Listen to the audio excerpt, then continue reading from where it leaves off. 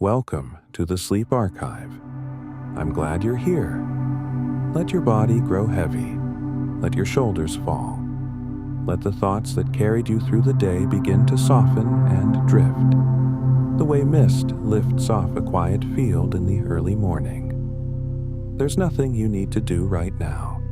Nowhere you need to be. Nothing you need to solve or finish or remember. All of that can wait.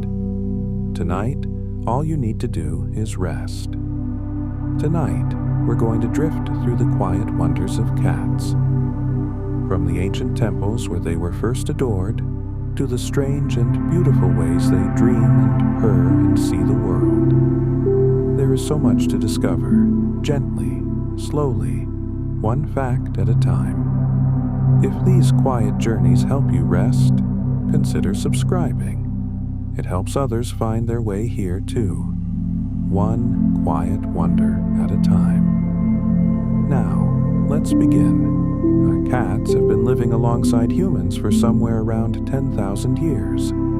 That number is worth sitting with for a moment. 10,000 years of quiet companionship.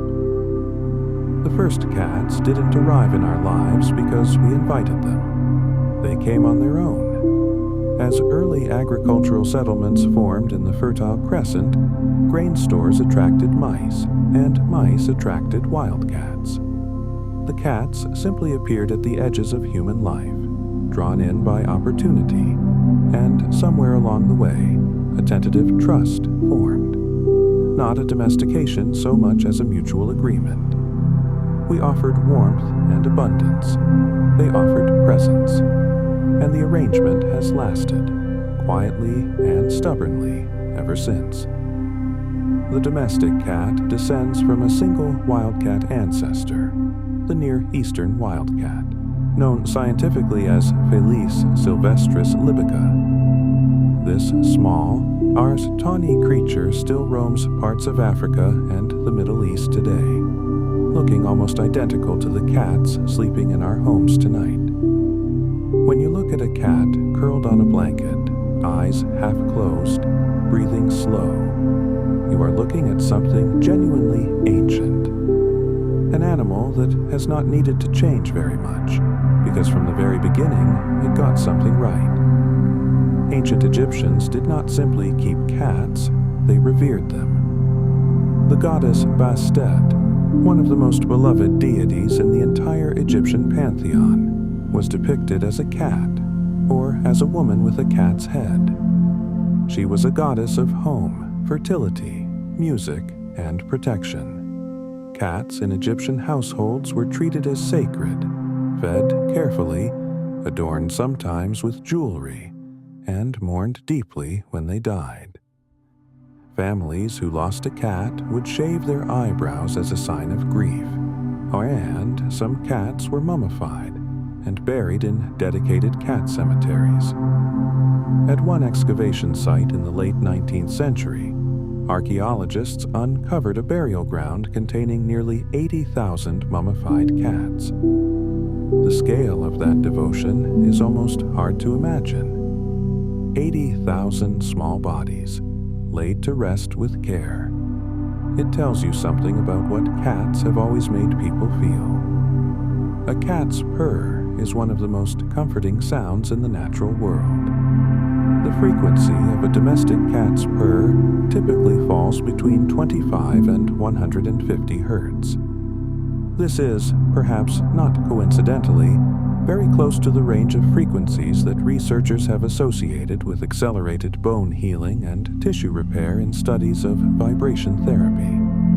Cats purr when they are content, yes, but also when they are anxious, unwell, or in pain. The current understanding is that purring may serve as a kind of self-soothing mechanism, a way the body calms and perhaps even heals itself from within. There is something quietly beautiful about that. The sound a cat makes when it curls beside you is the same sound it makes to comfort itself. In that way, when a cat purrs against you, it is sharing something very intimate, its own way of being okay. Cats have a structure in their throats called a hyoid bone that is unique in a very specific way. In big cats, lions, tigers, leopards, jaguars, this bone is partially flexible, which allows them to produce a deep, resonant roar. In small cats, our domestic cats, and also cheetahs, cougars, and others, the hyoid bone is rigid and fully ossified, which means they cannot roar. But in exchange, they can purr continuously, on both the inhale and the exhale. It is a different kind of voice, not the thunder of something vast, just the steady, unbroken sound of something that has settled, that continuous breathing hum. A sleeping cat is one of the most complete pictures of rest I can imagine. Cats sleep between 12 and 16 hours a day, and some cats sleep even more than that. This is not laziness. It is the legacy of a predator whose bursts of energy require deep restoration. The cat's body is built for intensity followed by stillness, and so the stillness is long and thorough. When you watch a cat sleeping, fully limp, whiskers occasionally twitching, paws softly curling, you are watching an animal that has mastered the art of rest in a way that most of us have not yet learned. Cats dream. We know this because their brain activity during sleep shows the same patterns researchers observe in dreaming humans. Rapid eye movement, irregular breathing, small involuntary movements. A cat's paws might paddle gently in sleep. Its tail might flick. Its whiskers might flutter. It is thought that cats, like us, replay experiences in their dreams. Hunting sequences, perhaps, or the memory of a particular warm patch of afternoon sunlight. Whatever they dream, they do it completely.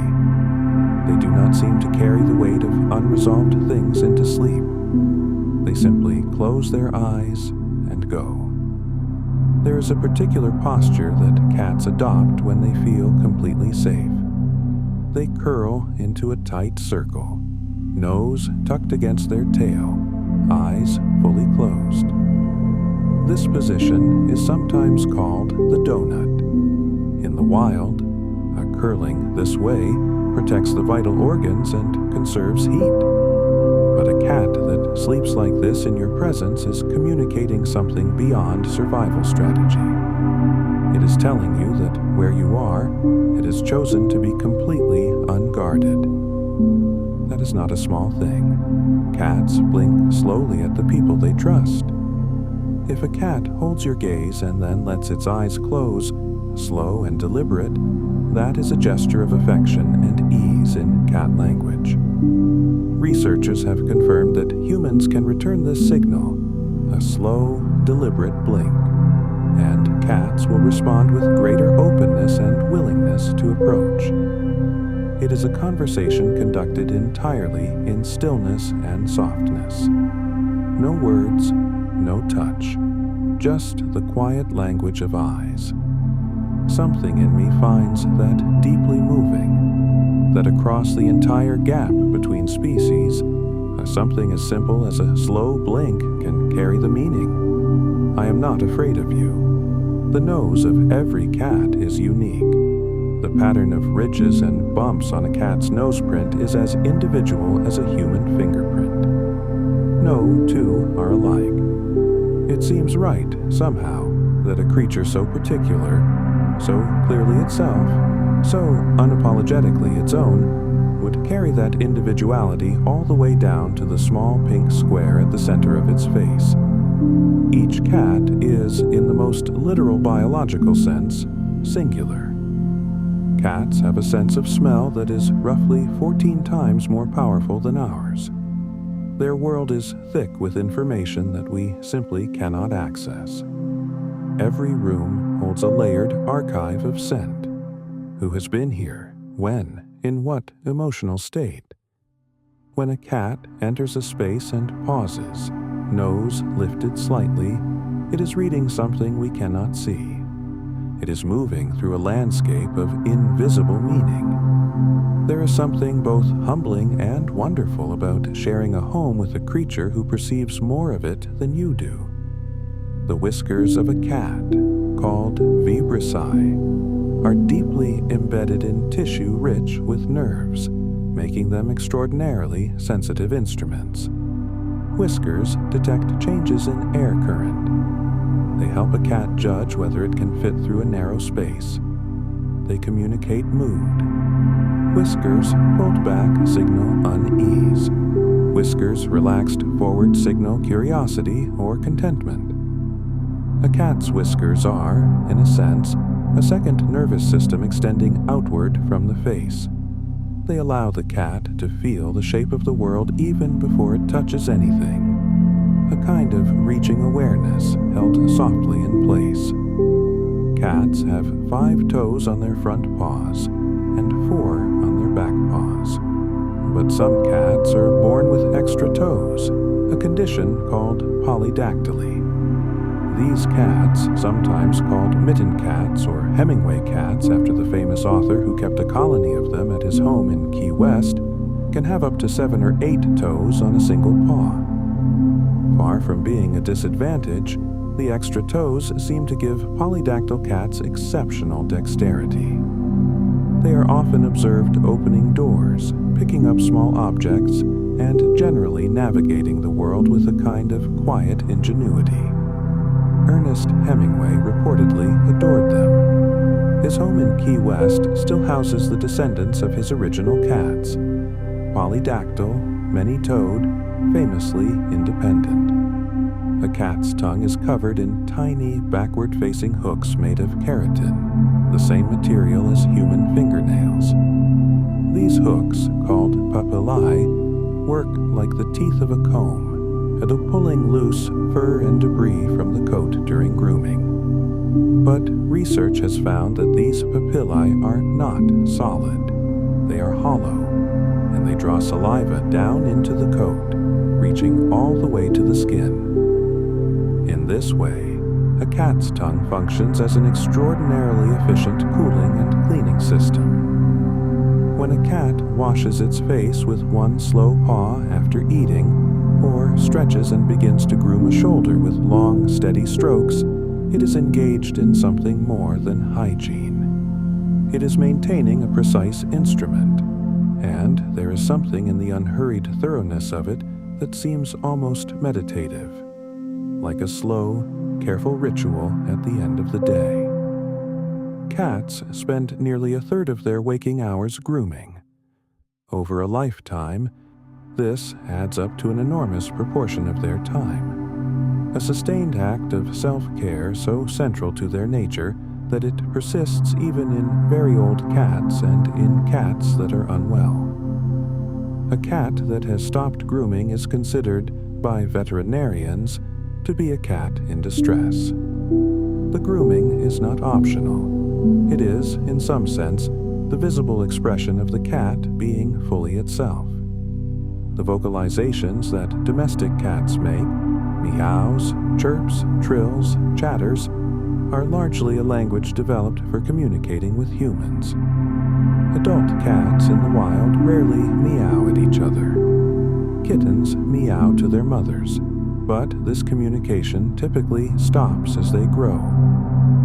The domestic cat, living alongside humans who do not respond to feline body language the way another cat would, appears to have developed a more vocal repertoire specifically for us. The meow is, in a real sense, a language invented for your benefit. Every time a cat speaks to you, it is attempting something quite deliberate, a translation across a very wide divide. Cats have an additional organ of smell located in the roof of their mouths called the vomeronasal organ, or Jacobson's organ. When a cat pauses with its mouth slightly open and its upper lip curled, a look sometimes described as mildly startled, it is using this organ to analyze a particularly complex or interesting scent. The behavior has a name borrowed from German, the Flamen response. It looks, frankly, a little undignified. But what the cat is doing in that moment is remarkable. It is tasting the air, drawing in chemical information through two separate channels at once. The world must seem extraordinarily rich from inside a cat's senses. The earliest written reference to a domestic cat in literature comes from ancient Egypt, around 2000 BCE. But cats also appear in ancient Greek texts, Roman wall paintings, and Japanese scrolls going back more than 1,000 years. They have been the subject of poetry in China since the Tang Dynasty. They appear in the margins of medieval manuscripts, illustrated there not as symbols or religious figures, but simply as cats doing cat things, sleeping in the sun, chasing a ball of string, looking disinterested at something important happening nearby. Even in the margins of centuries-old sacred texts, someone felt the need to draw a cat. That impulse seems very human to me, and very cat. In Japan, there is a figure called the maneki neko, the beckoning cat. This small ceramic or porcelain figurine, her one paw raised in a gentle wave, has been a symbol of good fortune and welcome for centuries. You find them at the entrances of shops, restaurants, and homes across Japan. The raised paw is thought to attract good things: prosperity, happiness, visitors, luck. The left paw raised welcomes customers. The right paw raised brings in wealth. Different colors carry different meanings. A white maneki neko brings good luck in general. A black one wards off misfortune. A gold one invites financial abundance. The cat, in Japanese culture, is a small, quiet guardian standing at the threshold, always watching, always welcoming, always with one paw gently extended toward whatever good thing might be approaching. Cats are crepuscular, meaning they are most naturally active at dawn and dusk, the in-between times, the liminal hours when day and night exchange themselves. This is not simply because it suits their hunting preferences, though it does. It is written into their biology. Their eyes are designed to perform best in low light, capturing available illumination with extraordinary efficiency. The elliptical pupil that narrows to a thin vertical slit in bright light can dilate extraordinarily wide in the dark, opening like a shutter to let in as much light as possible. A cat at dusk is in its perfect element, moving through that soft, uncertain light as if it were made of it. Behind the retina of a cat's eye is a layer of tissue called the tapetum lucidum, a mirror-like structure that reflects incoming light back through the retina a second time, effectively giving the eye a second chance to absorb it. This is why cats' eyes glow in the dark when light hits them. That sudden gleam, green, gold, blue, copper, depending on the cat, is light reflecting back from inside the eye. It is, in a sense, the light being used twice, gathered and then returned. There's something almost poetic about that. The cat does not let any available light go to waste. Cats cannot taste sweetness. Their taste receptor genes are arranged in a way that makes the sweetness receptor non-functional. Where we might taste something and reach for more because it is sweet, a cat simply does not register that quality at all. They have no word for it in the language of their tongue, and yet they manage to find what they need. They choose by other markers: warmth, texture, smell, fat content, the memory of what has nourished them before. It is a reminder that there are many ways of knowing what is good. The relationship between cats and music is a quiet and interesting one. Research has explored how cats respond to music composed specifically for them, music that uses vocalizations within their natural hearing range, and rhythms that match their own biological tempos, like the pace of purring or a kitten suckling. In studies, cats showed clear behavioral responses to this species-appropriate music. Rubbing against the speaker, turning toward the sound, relaxing visibly. Human music does not produce the same response, but that does not mean cats are indifferent to sound. A calm house, a low voice, the soft and steady rhythm of someone breathing nearby. These things register. These things matter to them. Cats have 32 muscles in each ear. This allows them to rotate each ear independently, turning like small satellite dishes toward the source of any sound that interests them. A cat can turn its ears 180 degrees.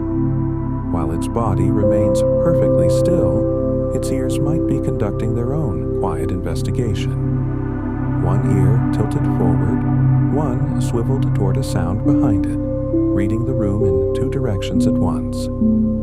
It is, in its way, a kind of silent multitasking, a thoroughness that misses very little.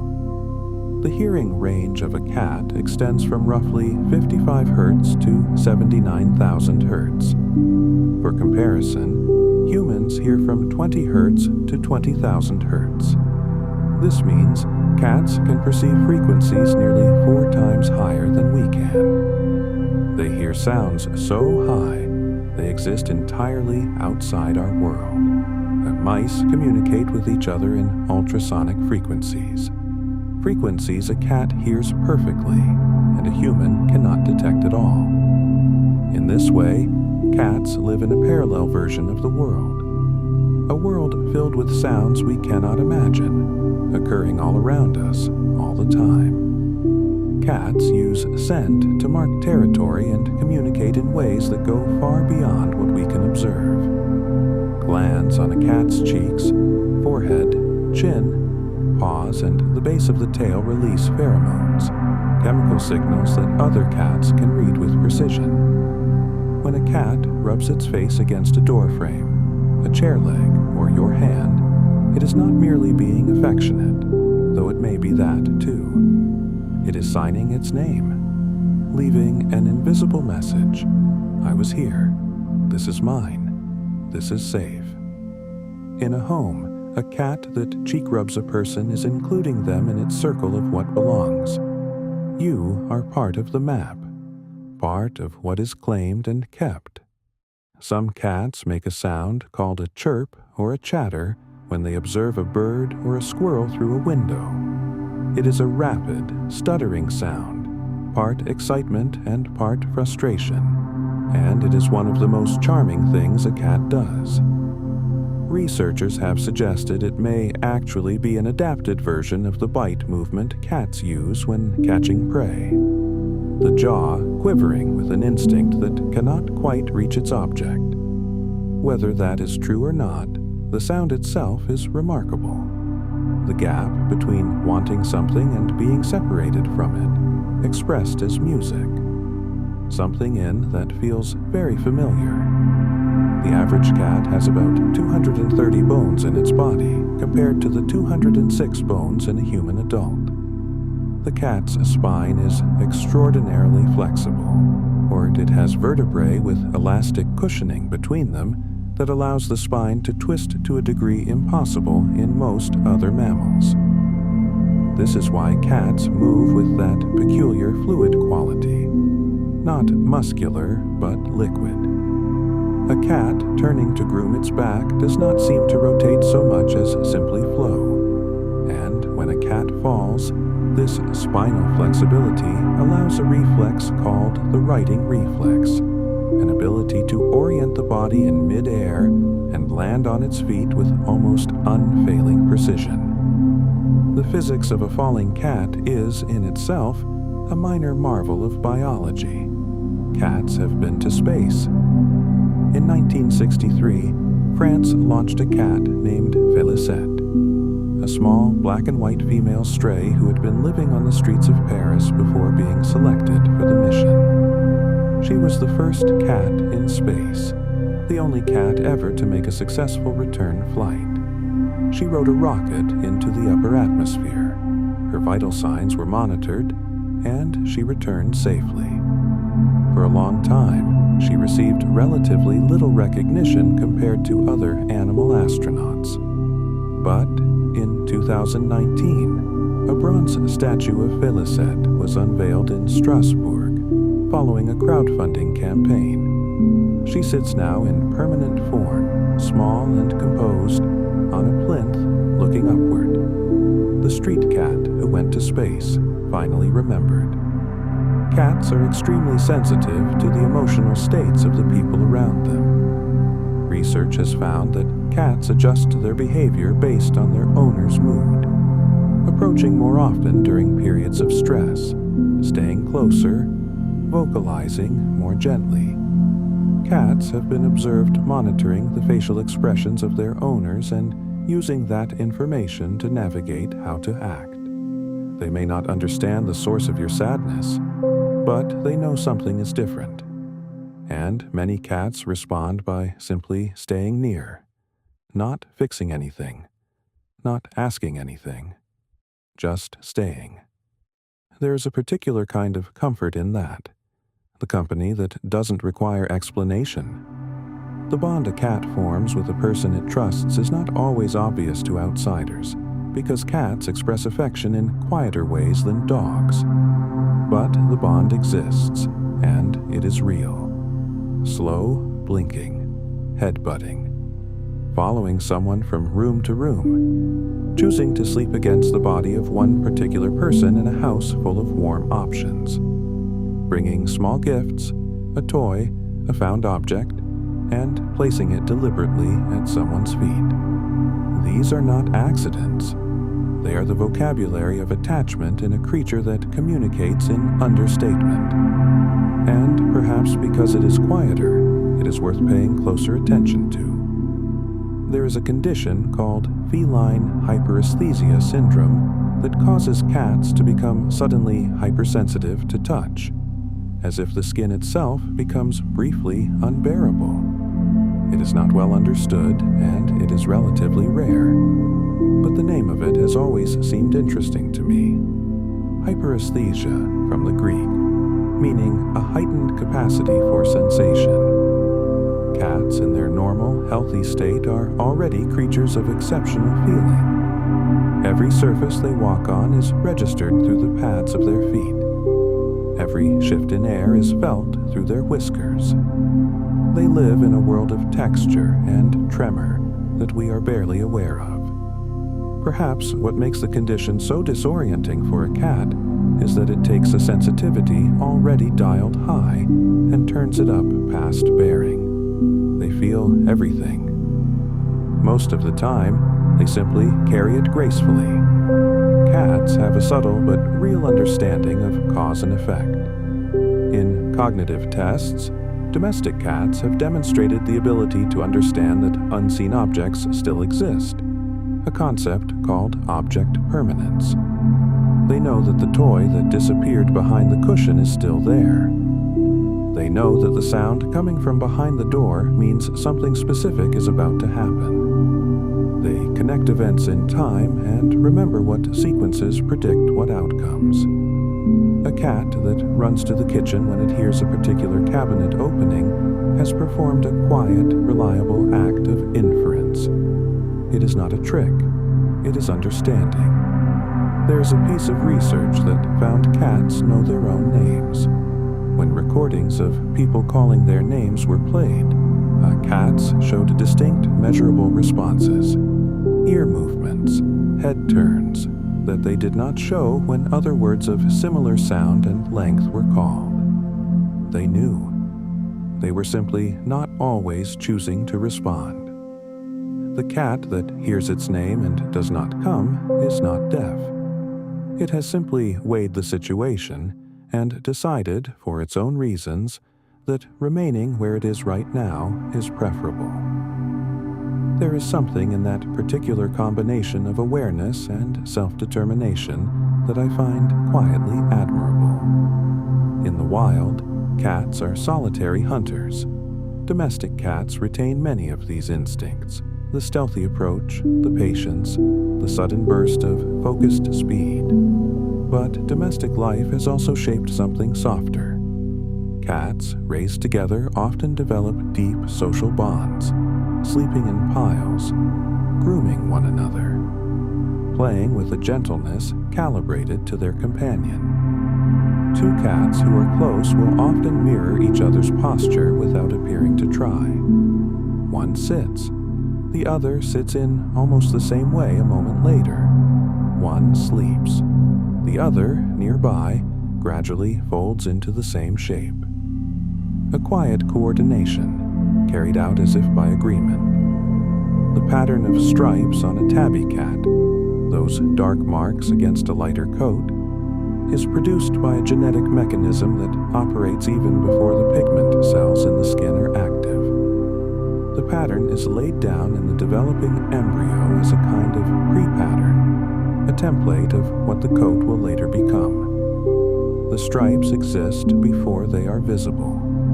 The blueprint comes first, and the color fills it in. Somehow, this seems to me an elegant way of describing more than just cats.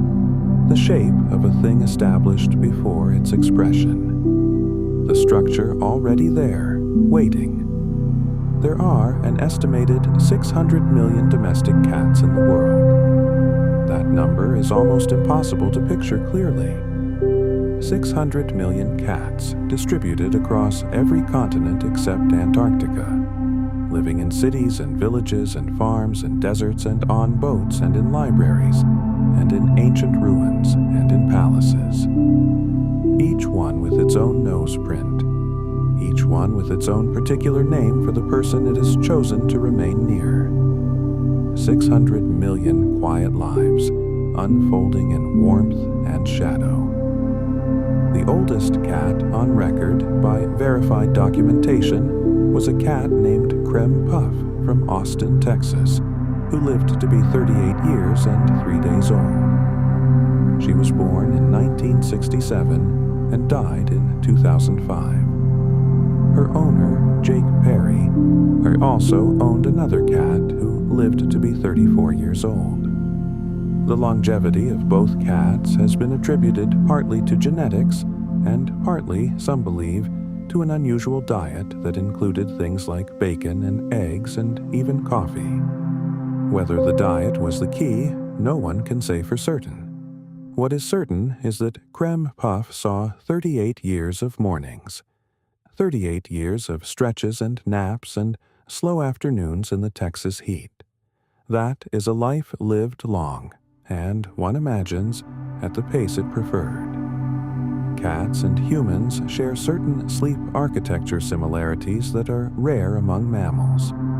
Both cats and humans experience REM sleep, the stage in which the most vivid dreaming occurs, in addition to lighter and deeper sleep stages. In REM sleep, the body becomes temporarily paralyzed, which is thought to prevent animals from physically acting out their dreams.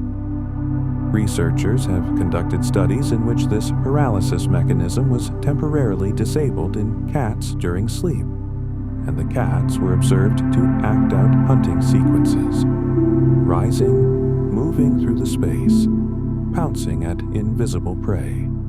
They were, it seemed, living inside the dreams.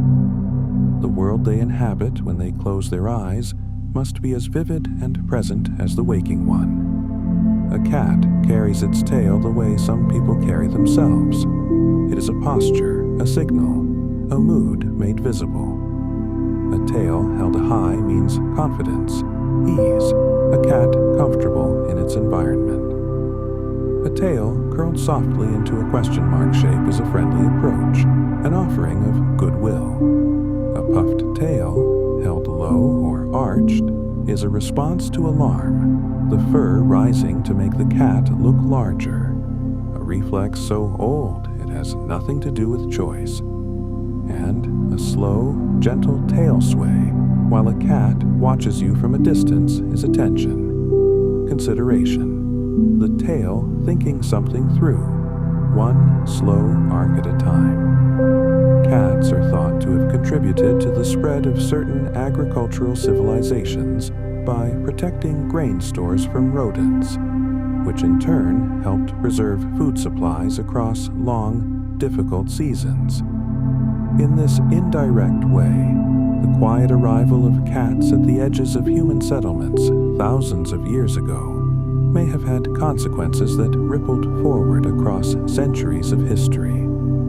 The survival of whole communities, the stability of whole civilizations, shaped in small part by a small animal that wandered in from the edges and made itself useful in a way that required very little of it beyond being what it already was.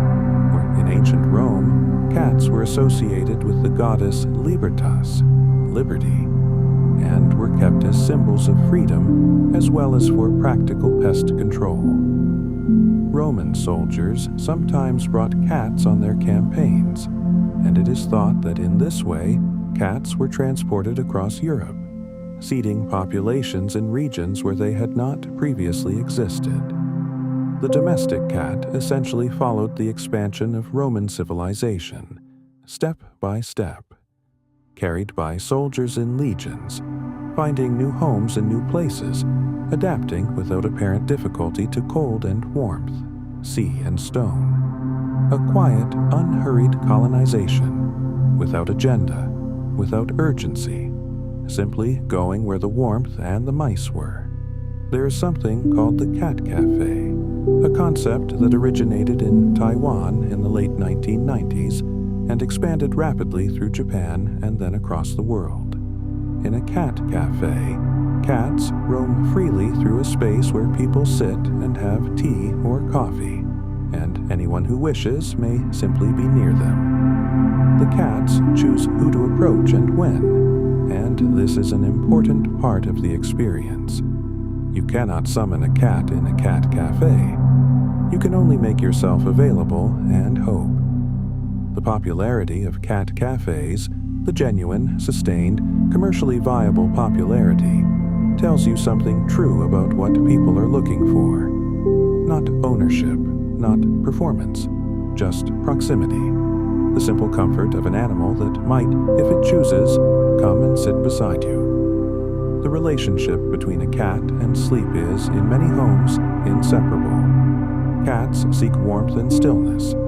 Humans at rest provide both.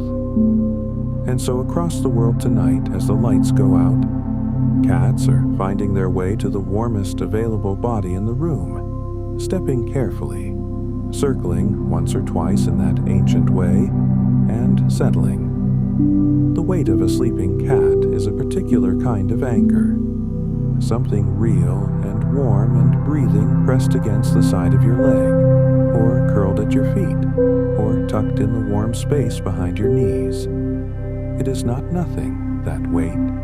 It is company. It is a particular form of trust, offered again and again every night without condition. Cats sometimes need, pressing alternating paws rhythmically into a soft surface, a blanket, or the body of a person they love. This behavior originates in kittenhood. Kittens knead against their mother's body to stimulate the flow of milk. In adult cats, the behavior persists as a sign of deep contentment, a kind of happiness so complete that it reaches back to the earliest comfort the animal ever knew. When a cat kneads against you, it is, in the simplest interpretation, telling you that you feel like home, like safety, like the very first warmth. There are records of cats living in libraries, and several famous library cats have become local legends. In a library in Spencer, Iowa, a cat named Dewey read more books, named for the Dewey Decimal System, lived for 18 years and became so beloved that the story of his life was eventually published as a best-selling book. Library cats tend to appear in libraries the way they appear in most human spaces, not dramatically, but by a kind of gentle, persistent presence. One day they are simply there, and then, slowly, they become essential to the character of the place, the quiet guardian of a room full of quiet things. Some researchers have proposed that the reason humans find the sound of purring so calming may have an evolutionary basis. The hypothesis is that the low, rhythmic vibration of a purr resonates with the body in a way that signals safety. That a purring cat nearby means the environment is calm enough that a predator is not close, that nothing is wrong. The sound of a purring cat in this reading is a signal that has been carried through thousands of years of cohabitation and has embedded itself in human neurology as a cue for safety. When a cat purrs beside you, your body may hear something ancient in it, something that says, "It is quiet, it is safe, you can rest now." Cats have an extraordinary ability to return home from great distances, a phenomenon called side trailing that has been documented in numerous verified cases, though its mechanism is not fully understood. Some researchers believe cats navigate using the Earth's magnetic field, though the exact mechanism remains unclear. There are stories of cats finding their way home across distances of hundreds of miles after becoming separated from their families.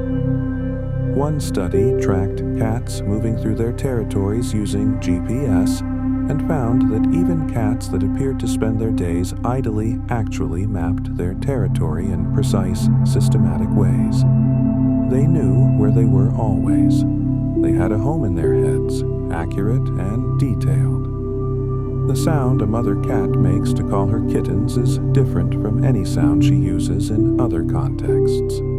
It is a soft, specific chirrup, part trill, part meow, used only in maternal communication. Kittens recognize this sound from their mother specifically and will respond to it even when other similar sounds do not move them. The bond between a mother cat and her kittens is conducted in part through this private language, a frequency and cadence calibrated for one relationship only. There is something very tender about that specificity, a language made for exactly one recipient, delivered exactly when it is needed. Cats have, for as long as humans have painted and drawn them, resisted easy categorization. They are not wild. They are not fully domestic. They accept affection on their own terms. They hunt even when well fed. They sleep for hours in impossible comfort, and then, for no apparent reason, bolt at full speed to the other end of the house and stop again as if nothing happened. They choose their companions carefully, and once chosen, they remain. They are, in 1,000 daily ways, exactly themselves. Not performing, not adjusting, just present, in whatever form that takes today. In China, black cats have traditionally been considered symbols of luck and protection, particularly for crops. In Scotland, a strange black cat appearing on your doorstep is considered a sign of prosperity. In Japan, the black cat is equally auspicious. It is only in certain Western European traditions that black cats became entangled with superstition, a shift that happened gradually through the medieval period when the cat's night-wandering independence was misread as something sinister. The black cat itself, of course, moved through all of this exactly as it always had, unhurried, uninterested in interpretation, simply a cat going about its quiet business in the dark. There is a word in Japanese, neko, that means cat. It is one of the first words that children in Japan learn. The language of many cultures has held a special place for this animal, not just in nouns but in metaphor. In Arabic, Persian, Turkish, French, Spanish, Italian. The cat has always had its name said with a particular softness. Chat, gato, gato, kedi. The word for cat in many languages seems to want to end gently, trailing away, as if even the act of naming the animal requires a certain quietness, scientists studying the relationship between cats and human health have found consistent associations between cat ownership and lower rates of anxiety, lower blood pressure, and reduced risk of certain cardiovascular events. The mechanisms are not entirely clear. It may be the calming effect of the purr, the reduction in loneliness, the gentle daily routine of caring for another living thing. Whatever the path, the outcome is measurable. The presence of a cat in a home appears, on average, to be good for the people in it. The cat, for its part, seems entirely indifferent to having been scientifically validated. It was already doing exactly what it intended to do. The eyes of a newborn kitten are always blue at first. The permanent eye color develops over weeks as melanin pigment gradually fills the iris.